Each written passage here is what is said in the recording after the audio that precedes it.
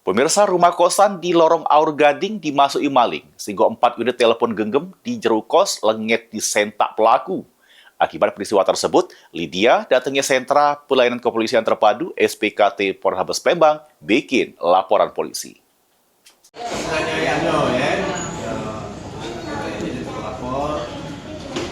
Rumah kosan yang berada di Jalan Sila Beranti, Lorong Aur Gading, Palembang dimasuki maling.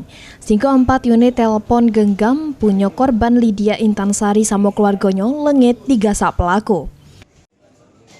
Akibat peristiwa tersebut, korban datangi Sentra Pelayanan Kepolisian Terpadu Polrestabes Palembang, bikin laporan polisi.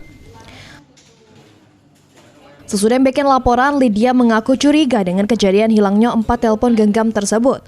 Karena korban tidak menemukan kerusakan bekas pelaku masuk ke jero kos. Korban mencurigai pelaku ini diduga punya kunci duplikat untuk masuk ke dalam. Kan awalnya semuanya tidur, pintu terkunci. Nah, lalu saya jam 3:30 itu ke kamar mandi. Nah, baru sadar itu kok HP nggak ada semua. Lalu bangunin ibu dan semuanya bangun baru nyadar kehilangan. Semuanya bersih, Bu. Semuanya kayaknya pakai kunci duplikat.